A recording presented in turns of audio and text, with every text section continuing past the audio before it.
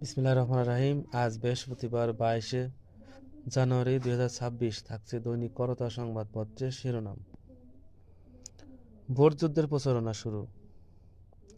লড়াইয়ে 1973 প্রার্থী, প্রতিদ্বন্দ্বী প্রার্থী, প্রতীক বরাদ্দ। 298টি আসনে কোন দলে কোন প্রার্থী। বিএনপি 288, ইসলামী আন্দোলন 259 এবং জামায়াতে ইসলাম 225, জাতীয় পার্টি 196, গণ অধিকার পরিষদ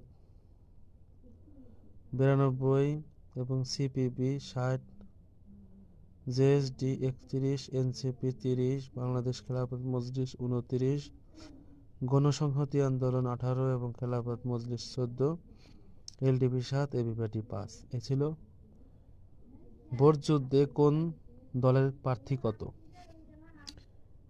আইনশৃঙ্খলা পরিস্থিতি নিয়ে উচ্চ পর্যায়ের সভায় প্রধান উপদেষ্টা এবারের নির্বাচন ভবিষ্যতের ক্ষেত্রে আদর্শ তৈরি করবে এবং নির্বাচনে ভোট গণনা বিলম্বিত হতে পারে। প্রেস সচিব। বাংলাদেশকে আইসিসি 24 ঘন্টার আলটিমেটাম এবং 31 আসনের তুমুল লড়াই। কম বেশি পিরোজপুরে 1, বেশি ঢাকা 12 এবং পাবনা 1 ও 2 আসনে প্রতীক বরাদ্দ 27 জানুয়ারি। হাদির কবর জিয়ারত শুরু। নির্বাচনী প্রচারণা এনসিপির। ঢাকা থেকে নির্বাচনী প্রচারণা শুরু জামায়াত ইসলাম আমিরের। সিলেট থেকে প্রচারণা শুরু তারেক রহমানের। এবং ট্রাইব্যুনালে আত্মসমর্পণ করলেন ফাঁসির দণ্ডপ্রাপ্ত আসামি আবুল কালাম। গণভোট হার পক্ষে বিএনপি এবং বিএনপি সঙ্গ ত্যাগ করে এককভাবে নির্বাচনে অংশ নেওয়ার ঘোষণা নাগরিক ঐক্যের।